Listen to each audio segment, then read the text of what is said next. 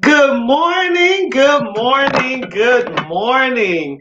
Welcome to the Monalisa Monroe Morning Show. I'm so glad that you decided to tune in with us this morning.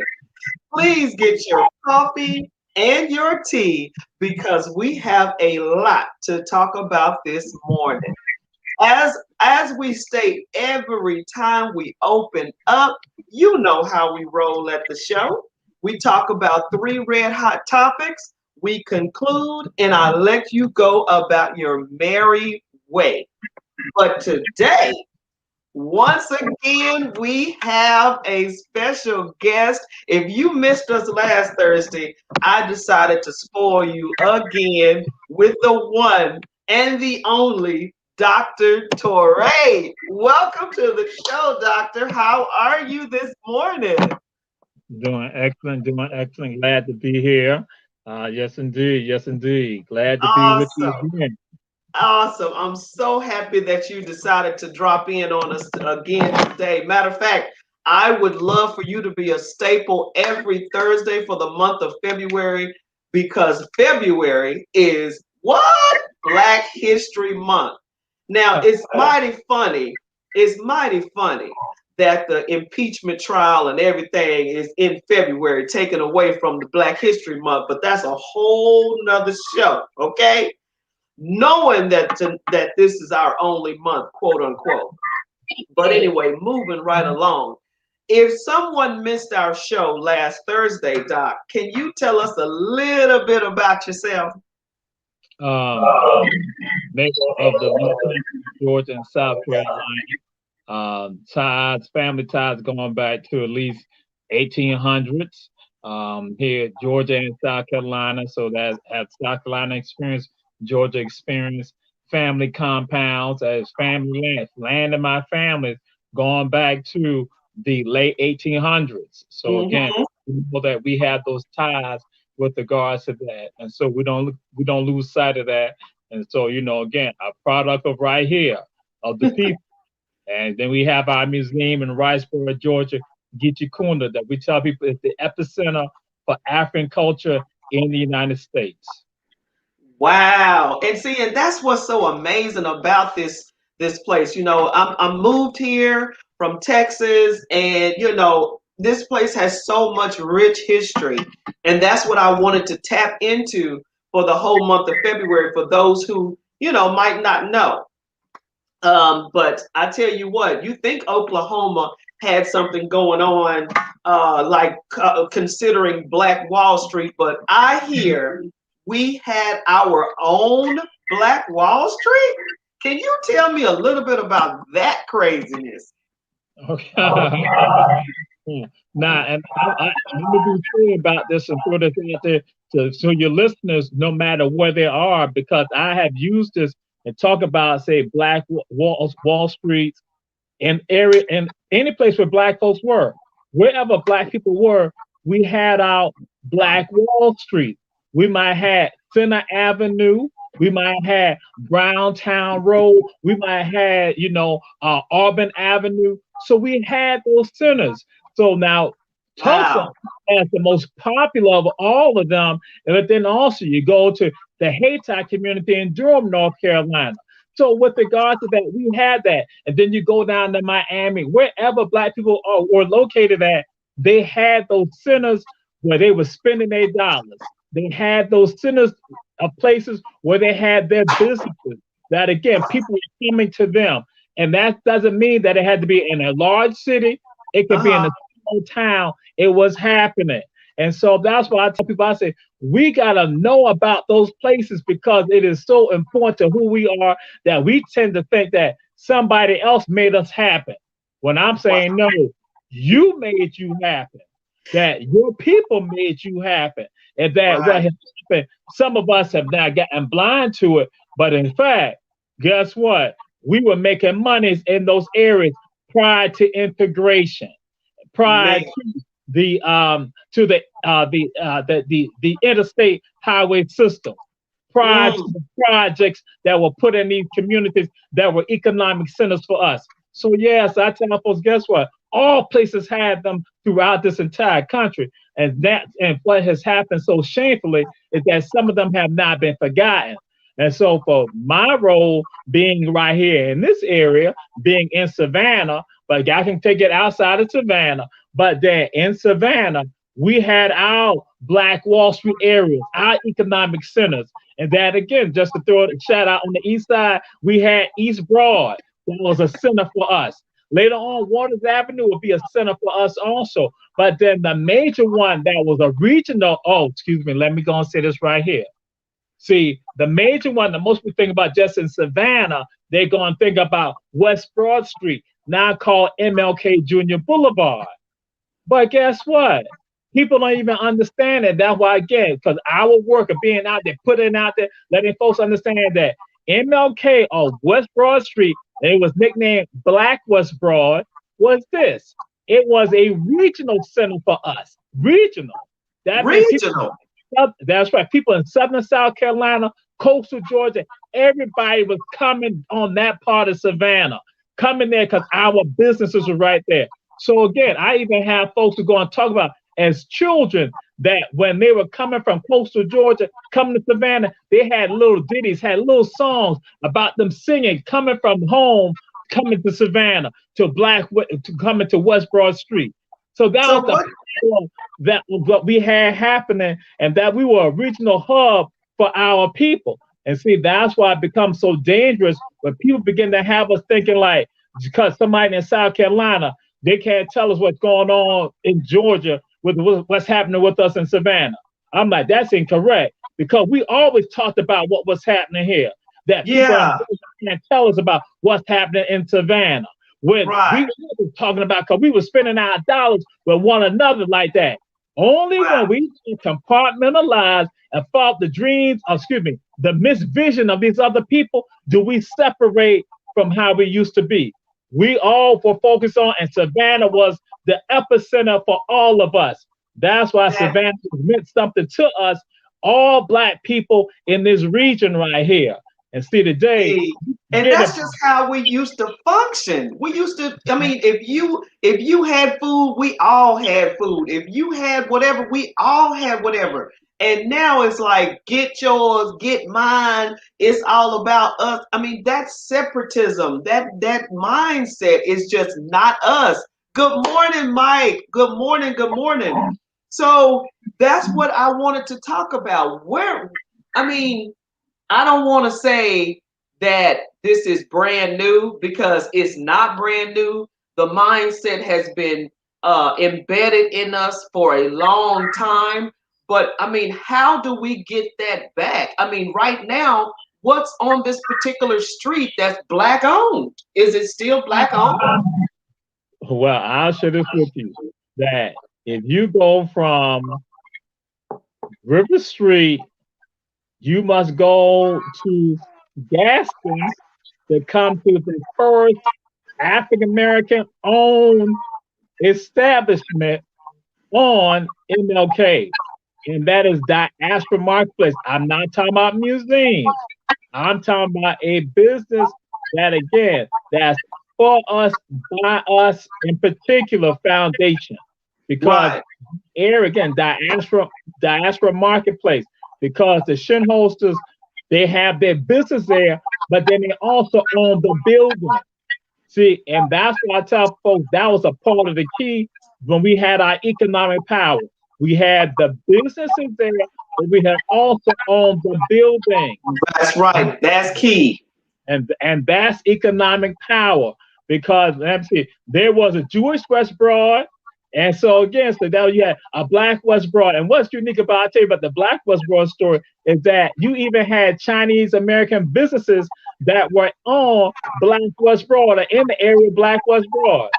So what's the background on some of that? See, because now that you get about the American story. Now, for many of us, that Chinese Americans many times buy into other narratives also, with regards to American history and Right. Chinese American history. And they tend to ignore a part of their story, because in the 1800s and even early 1900s, the African American community throughout this entire country were the ones that allowed Chinese Americans to have their businesses in their communities, and they will not be harassed. See there. But if you don't know that story, you thinking that it's just like something brand new today. When I'm like saying no, that foundations for Chinese Americans have been established based on having a connection with regards to African Americans. And see, we don't know the story, and they don't know the story either. And see, Yeah. then well, not other Americans don't know the story either. So then all that gets left out. So in our community, we had that flowing right there, that the dollars were in our community, rotating in our communities, that were coming inside and outside of the community. From See. that, Caucasians and African Americans, and also non Caucasians also being a part of it. Now, see, and that right there tells me a lot, because you wonder why they come in the middle of our community and start a business. It's not uncommon or unheard of, because that's what they did for so many, like back in the day. They would start a Chinese restaurant, an Asian cuisine, or whatever you want to call it, and it would be in that mecca, in that arena, right? Well, well, again, and so we can go I can go deeper. What happened? Caucasian Americans many times had attacked Chinese American businesses. They attacked them. It was tied to racism. But that's Wow. why it happened. Chinese Americans, and that's why it wasn't necessarily per se to say a restaurant, but any establishment that they were not operating, they were not able to have peace and tranquility by having their business in the Black community. The Black community provided a sanctuary and safe haven for them. See, Right. that's this history that no one generally talks about. Nobody gets into those conversations, because they know it goes against those false narratives. See, that's Right.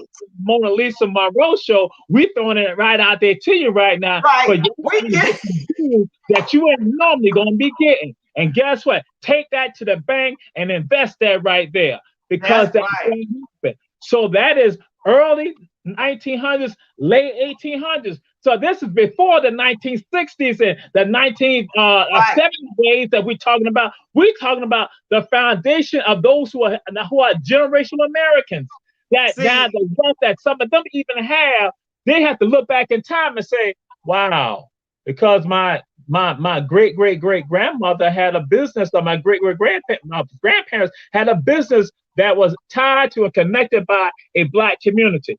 Because what had happened in places called California and Wyoming, Chinese Americans had experienced riots and lynchings against them by Caucasians, not African we people. So the people look.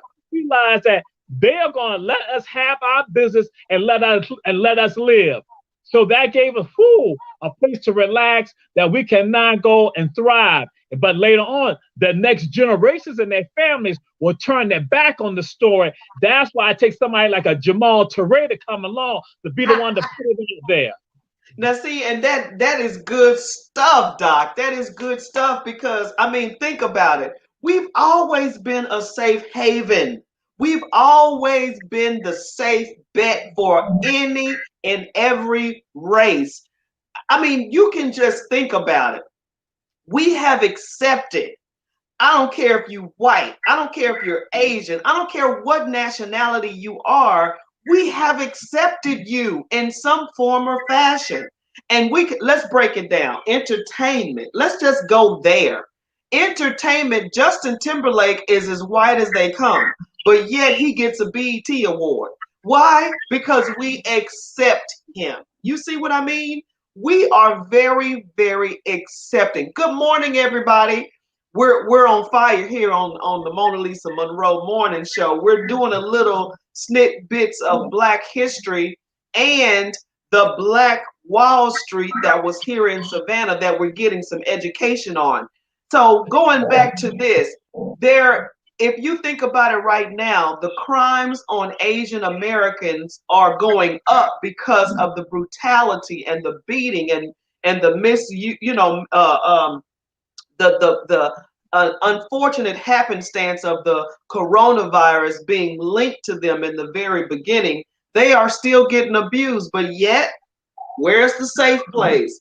Our communities. We're not beating up Asians. We're not beating them up. We're not terrorizing them.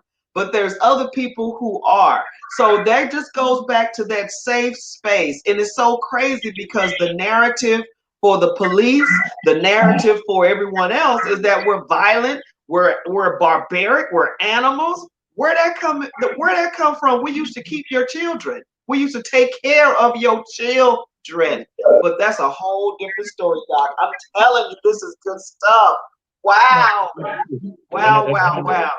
And sometimes when we shouldn't be giving that type of love, because you gave an example. Justin Timberlake, he turned on us. Just be frank, he turned on us, and we accepting those people. I'm like saying, you do not accept the enemy like that. That again, the ones who are helpful to you, you embrace all of them. But just to throw it out there, but then to show you again, foundation, people who live in Savannah. That, and you called it out, you threw some things out there that you said that we invited everyone in our communities, in communities that were predominantly African American communities. And this is in the 1800s. I ain't talking about 1900s. I'm saying 1800s. Guess where the immigrants lived when they came into this country called America, this great new country called America? The immigrants who were Irish, who were French, who were German, who were Scots, many of them came into a community called JAMAL, a Black community, because what happened, they were poor. And that again, they could be around these people of color, African people who were oppressed, and the people who were oppressing them were also oppressing the poor Caucasians. Yeah. But the Black folks accepted them, and they could be in the community also. See, that story too doesn't get talked about and discussed. So families who are here in Savannah, Georgia right now, in Chatham County right now, that the beginnings of their family histories begin in a Black community called JAMAL and Old Fort. It began in a part of our community that, again, they have ignored today also. And wow. So that's why I say when we talk about Black West Broad Street, when we talk about, again, economic centers, that people talk about the finest dress shop in Savannah, Georgia, at one time was owned by a woman by the name of Eileen Anderson, African-American woman, where Caucasians and all came to now get her dresses. That again, we us not having just restaurants, but we got a variety of business. We got banks. The richest Black bank in the entire United States at one time was the Wage Earner Bank on MLK Jr. Boulevard, as it's known today. But we have the Wage Earner Bank, but then we got 9 additional banks in a 3-block area there. So I say to people today, how many Black-owned banks do we have in Savannah, Georgia today? But during the time of segregation, we have 9 Black-owned banks in a 3-block area. And Wow. and see that right there, Doc, blew my mind. Because how do you open a bank unless you have some money? How do you and now mind you, we weren't getting loans. We were coming together, putting pots of money in collaboration and opening up a bank. So where we can loan and borrow from one another. Wow, wow, wow. We only have one African American owned black owned bank right that I know of, which is Carver right now.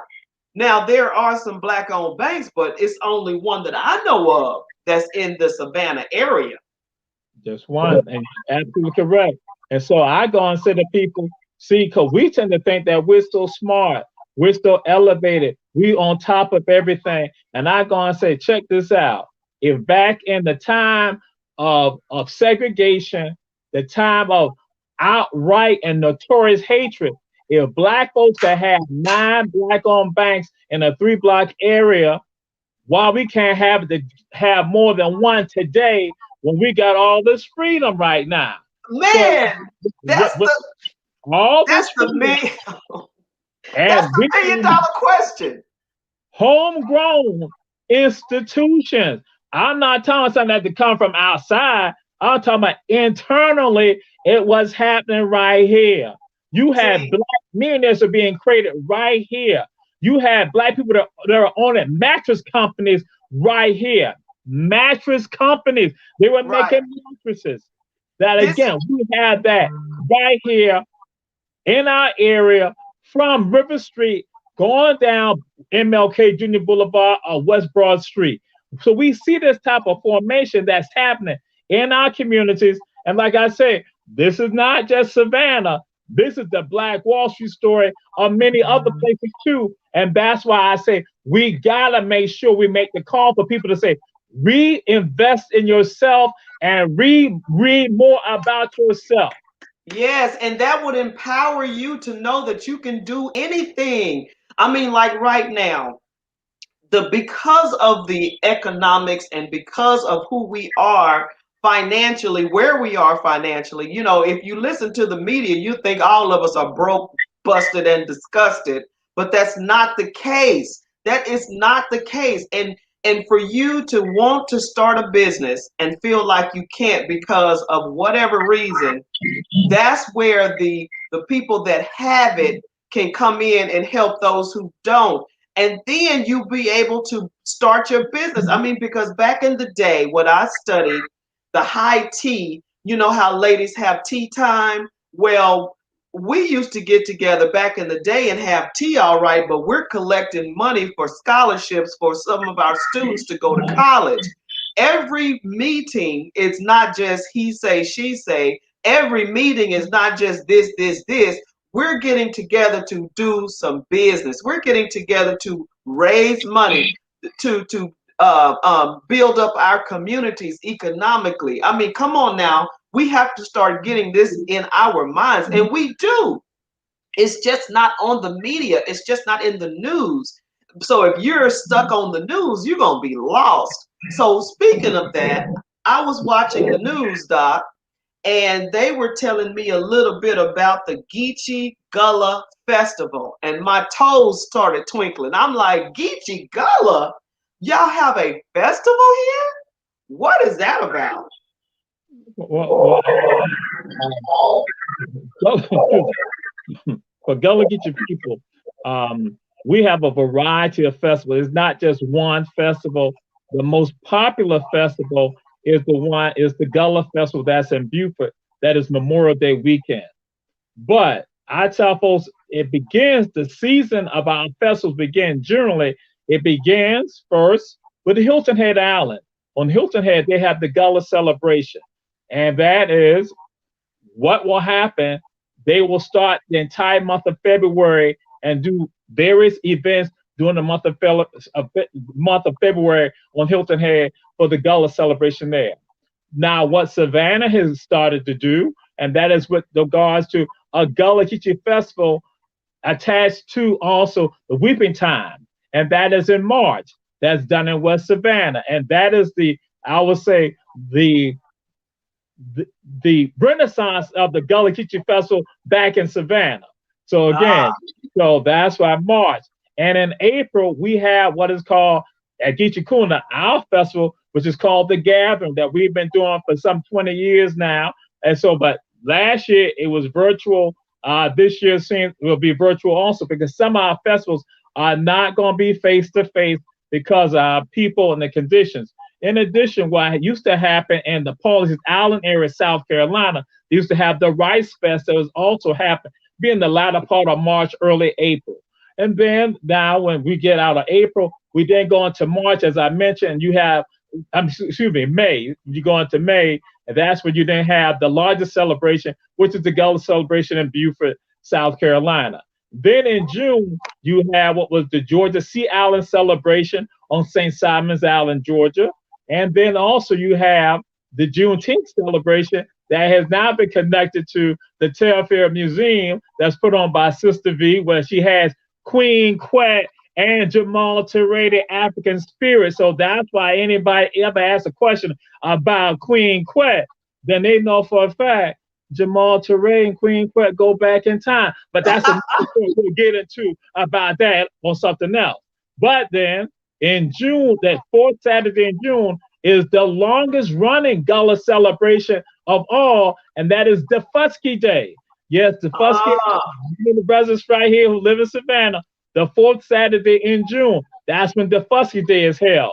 And then we go on, moving into June and July, that's when we're going to see the Sweetgrass festivals that are also going on the Mount Pleasant and South Carolina area. And then we go on, move to August when we have the Gullah Geechee Nation, led by Queen Quet, where we have an international arts and movement festival that move around the entire quarter, and that's in August. In September, now I'll throw this out there. The city of Charleston has a festival that I'm going to say that is a truly Black festival, a cultural festival that is probably one of the best in the entire region. You know, and and I ain't saying nothing about the Black Heritage Festival, but I'm saying what you see with the Mocha Festival in Charleston, you see a conglomerate, excuse me, I want to say a conglomerate of cultures coming together in Charleston, South Carolina for the Mocha Festival. That is not just not tied to the United States, but it's outside of here.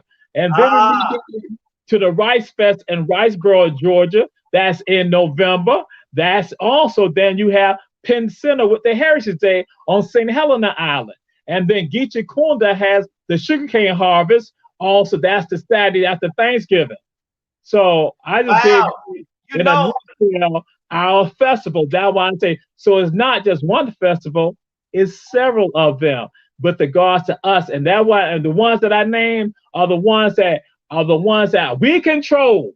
We yeah. control, not being pimped, not being other people controlling everything. It's us having our hands in it and having a say in it. The whole time you were going at it, I'm writing stuff down because this is the kind of stuff I need to know. I love, like I said, I love to attend our festivals and things like that. So just to know that we're not just talking about one day, we're talking about 4 months from here. Whoa! Good morning. Good morning, Charlie Brown. How are you today? Morning, Mona Lisa. Good. Let me just quickly just shift gears. Doc, I know you and Charlie Jamal, know one another, but let me do a small introduction of Charlie Brown. Charlie Brown, can you tell me a little bit about who you are for the audience that might not know you, sir? okay, I'm Charlie Brown. I'm a political activist. I guess I've worked on a lot of major campaigns in Savannah, Georgia. I worked with the first black mayor of Savannah, Georgia, which was Floyd Adams when he ran for mayor. I worked with him when he ran for re-election for his second term. I also worked with Otis Johnson. Um, um, um, Al Scott, the first Chatham County chairperson in Chatham County, which Oh Chatham wow. County covered 7 cities in Chatham County. And Al Scott became to be the first African American to become chairman of Chatham County. A lot of people don't know the significance of that is because that's the CEO of all the cities that encompass in Chatham County. And it's a real Wow. important position for one to have. So now Wow. we got Chester Ellis is in that position now. That's And correct. like I say, I'm just a political activist. I'm concerned about this community and moving it forward. Well, thank you so much. And I was just telling Doc this whole month we're just going to do some Black History facts just in case someone Excellent. doesn't know. And you guys are very knowledgeable in so many areas. I wanted you guys to be a guest on the show, and just to snitbit on Mona Lisa just getting here. I just whenever I don't know something, I want to ask somebody who does. So, Charlie Brown, do you know the history of groves? And can you tell me a little bit about that? I, I, I don't know a lot of history about Groves itself, but I know when the schools became integrated, several of the Black prominent people, like Sage Brown, he was an attorney. He was one of the ones who attended Groves itself. The schools wasn't integrated until 1964 here, although it was supposed to have been integrated when Brown versus the Board of Education, if I'm not mistaken. Jamal can help me. I got him on mute. He might still help me. And I think it was in 1955, right, Jamal, when schools are supposed to be integrated throughout the country. 54, yes. But Mm-hmm. with all deliberate speed, so it really, it really didn't. Right. And when the schools got to be integrated, it was a lot of um, diversity was going on in the schools. We couldn't maybe run for school president because they wanted the whites to be the school board president. I mean, the school president. It was just a lot of things taking place during that time. Yeah, and as you know, I don't want to ask anyone their age, but if you did, you know, if you were one of those children that was in an all-white facility because of, you growing up in the area or whatever the case may be, can you, whichever one, whoever wants to speak on it, can you tell a little bit about how that maybe was when you were little and how did that go? Jamal, you want to take it? Yeah, what occurred for our people, and to let you know that the trauma from that experience is still living with some people. That and again, say with regards to Groves, that again, another person, not just with regards to Sage, but also you got George Shinholster, and you have the young ladies who also are right there, and they are there at Groves with minimal protection, protection. And the protection is not just regards to making sure students are not attacking them, but then also having faculty members and staff and administrators who are also not happy with them being there. But then that's what we can say Groves. You talk about the high schools, Savannah High. You talk about Jenkins with regard to that being a part of the experience for them in the high schools. But people tend to forget about also you got the junior high schools that are now called middle schools, the Mercers. That again, this experience is not happening for those young people who are now caught up in the situation of now being isolated now with environments again where faculty members, students, administrators, staff persons are also displaying hatred towards them merely because of the color of their skin and that they are not trying to integrate the school system here in Chatham County. But Yeah. then we can't even stop there because then how you gonna forget about the little babies?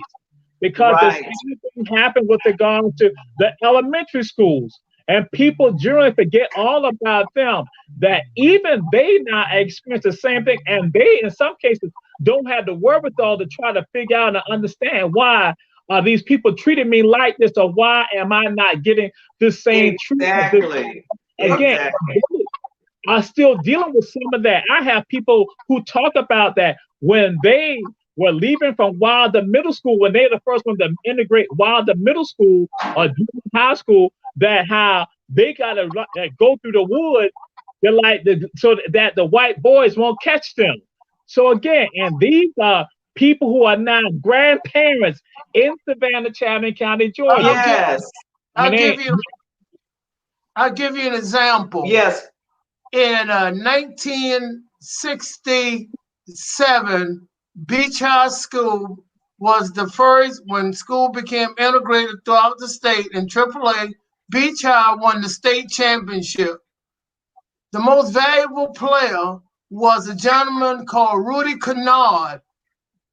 He got put out in the second round, and clearly a black player who made it to the finals and won should have been most valuable player. So it was such a big crowd in the state that what they did, they took the most valuable player away from Rudy Kennard and give it to Andrew Knowles, which who clearly deserved to. That's how the racism at work. They felt that a boy who went to the second round, not to the third, into the final, just to the second round, he was the most valuable player. That was mathematically impossible. Yeah, that's just, and right now, Gator Rivers is on that team. He was on that team, and now he's the commissioner in the second district of Chatham County. Wow. Now, see, that right there, that's a perfect segment for bringing a student that attended Groves on the show. Please help me welcome. He went to Beach High School, but they integrated Beach as well. That was the first time that integration blacks got to play in the state tournament. And they went on, and then the very next year, it was an all Savannah final. Saul C. Johnson and Beach High School played in a championship game in 3 AAA, and Johnson beat in 68. Johnson beat Beach High the next year. But it's just amazing as both black teams being in AAA for the first time, how the first year in 67 Beach won, the second year Saul Johnson won. Well, let me go ahead and bring on another student that attended Groves that might have some Did he make passing grades? Please help me welcome Gary Monroe to the show, everybody. Gary Monroe, my friend, how is it? Doing quite well, Mr. Charlie Brown. Go ahead and charm in for me one more time. I'm gonna try to charm in. Okay.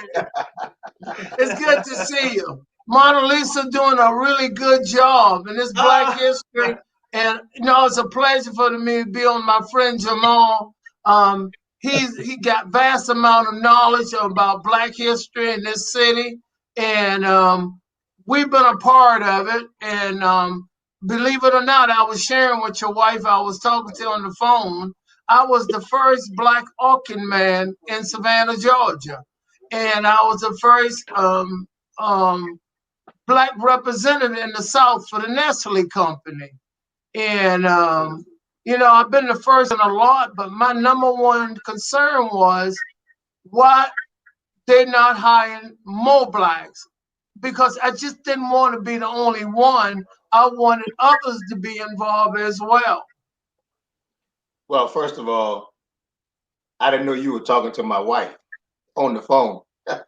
She called me and asked me, could I be on the show? If that's your main concern, then you don't have a major problem. She called you, eh? Yes, she did. Okay, all right. I take that up with her then. You call it Mr. Charlie Brown without my knowledge. Yeah, but she want to know if I'm going to be on the show. Will I be on her show and talk, about Black history? And that's what we're sharing it now. Gotcha. But any other thing you want to know? Hey, listen. You said that she's doing an awesome job. She has to be doing something to have you two brothers on this show today, as well as to have Brother Dr. Touré to come back again a second time and even commit his time for the next couple of weeks for this Black History Month. It's important. Yeah, very important, particularly here in Savannah. And I say, I want to highlight something because you all were talking about the integration of groves and the history of some things here in Garden City and around Savannah. I was doing some research on groves, on the Garden City Homestead here in Garden City, and that organization began. It's the oldest active Black organization in the city of Garden City.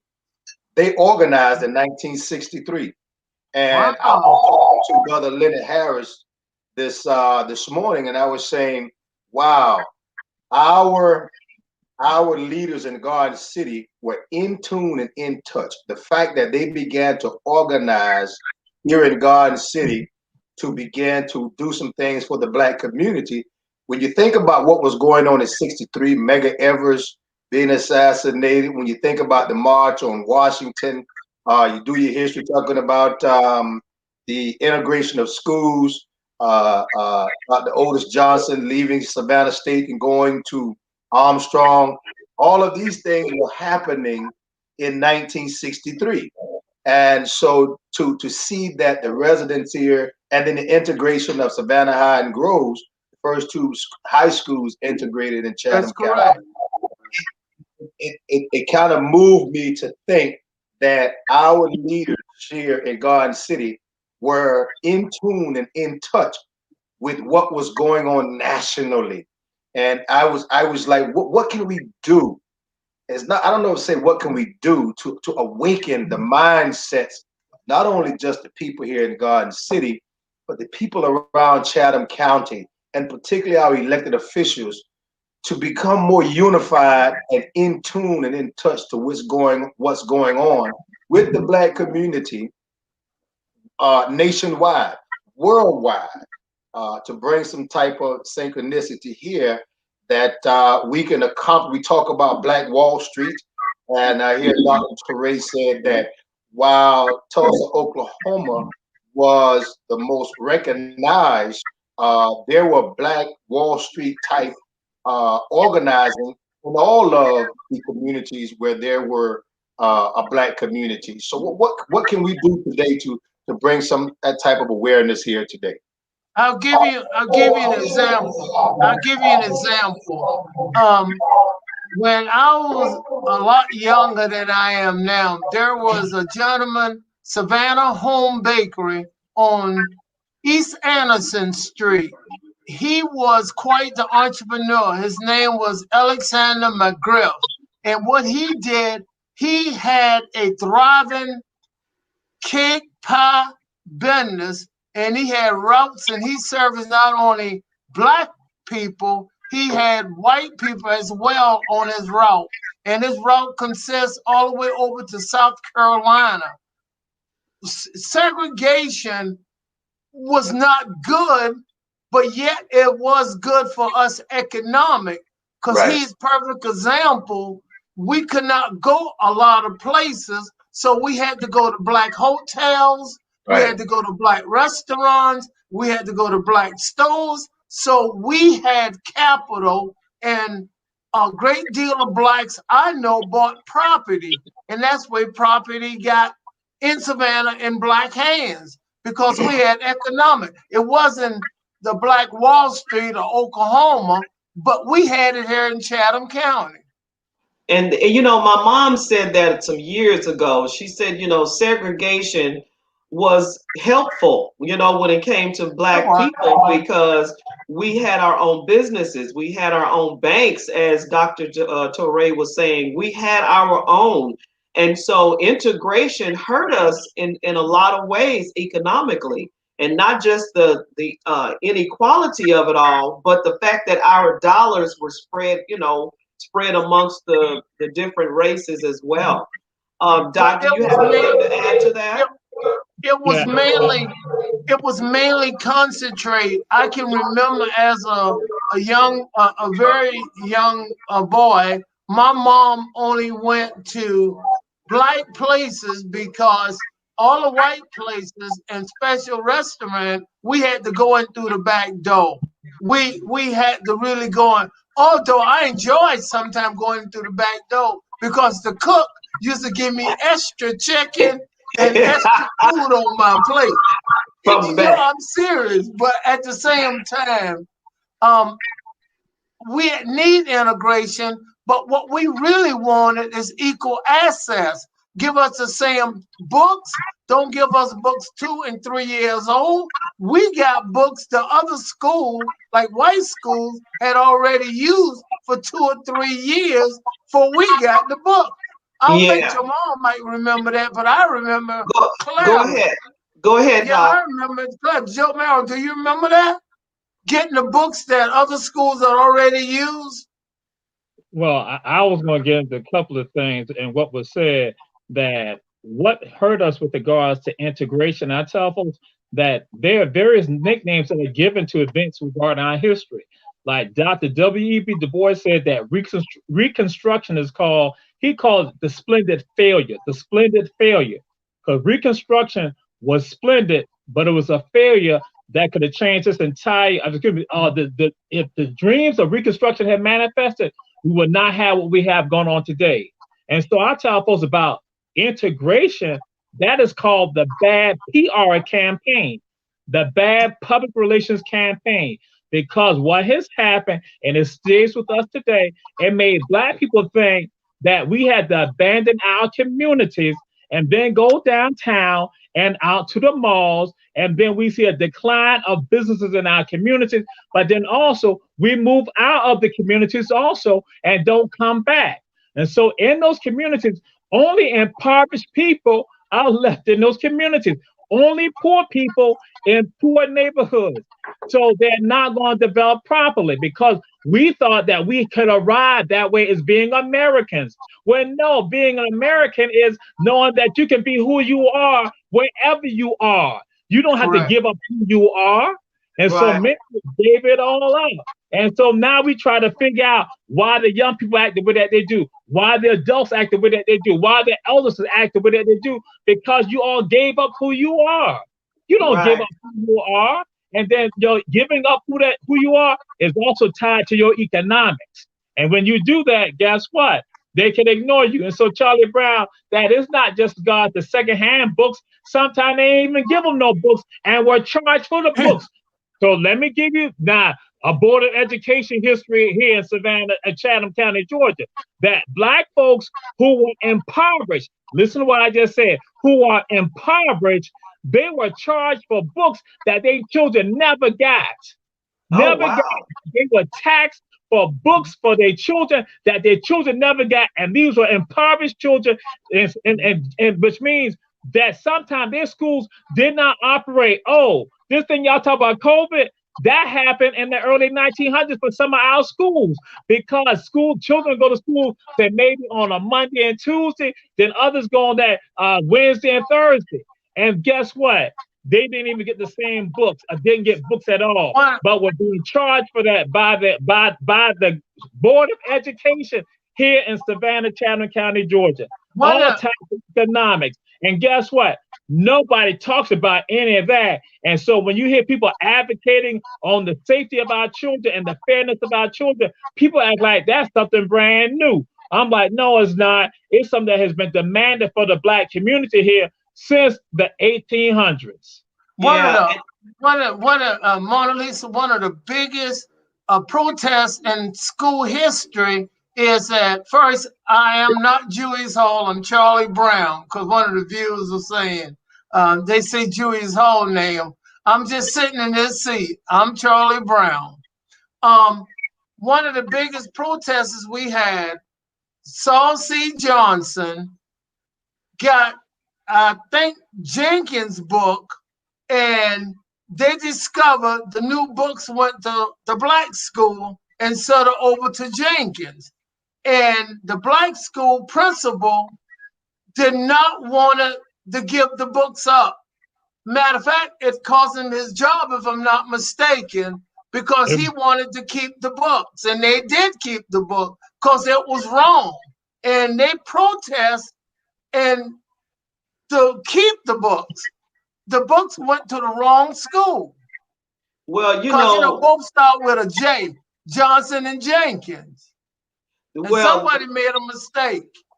The whole thing is, even when you start talking about protesting and marching and things like that, the millennials, the generation X, Z, whatever they want to call themselves now, they are firm believers of that is old. No one's going to march anymore. The marching is over. Da da da da da da. So now, before we end the show, instead of talking about what used to be and what would you say? How do we move forward together, working on the economy, working on financial literacy? How would you say the African American culture, people can move forward? And we'll give everyone about 2 minutes to speak on that, and then we'll close out. Go ahead, Mr. Brian Brown. Go ahead, Charlie. Okay. One of the things that we can do now is that we have to first work on economics. We need economics and education.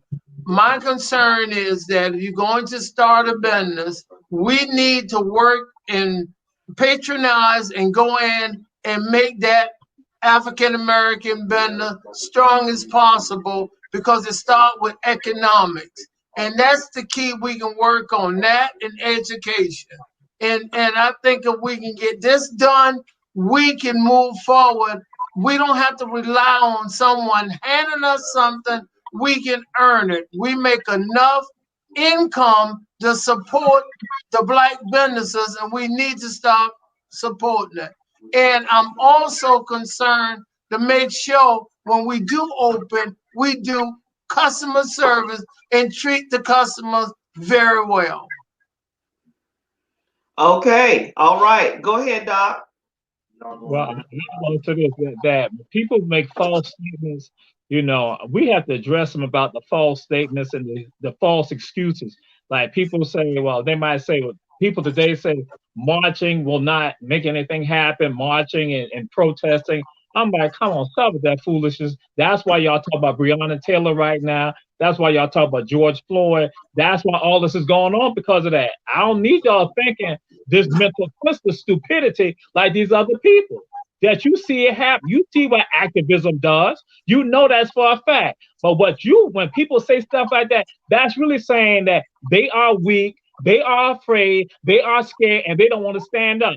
We need them away from us, and we need them to be pushed aside and plant the seed in the other people to finally realize you got to stand up. You got to take a chance. You got to fight, because if you say nothing, nothing will occur. If you do something, something will occur. So all the insanity of trying to justify your fears, get out of the way of the people who are taking the action to now deliver this freedom that we have to have and this equity. And the people who are doing, support those who are doing, and not understand good people. You must stand up and speak out. You've seen what your silence has done. Your silence has caused you to be tortured for 4 previous years with regard to all this hatred going on. See, when you begin to stand up, guess what? You ain't got to worry about it. And then now you go to the policy changes with regard to making sure that the economics and the political rights and human rights are going to be established for everyone. Because there's a whole bunch that's tied to it. But those are just some things I'm throwing out there right now to the naysayers out there who try to poison the minds of the people who want to fight for what's right. Okay. I heard Bill Russell said in regard to the March on Washington, and someone was interviewing him in real time about that as one of the most historical events in America's history. And Bill Russell made the phrase, he said the phrase, that wasn't history to him. That was a current event. And even as he speak on it today, he speak on it as, because he lived it and he was in it, it was a current event. And so I use that in a broader sense to say, how do we make history a current event? That's what we have to do in the Black community, because the Black experience is not a, a history lesson, it's a current event. Yes, slavery is over. Yes, there's no more sharecropping. Yes, there's no more Jim Crow. Yes, the Civil Rights Act was put in place.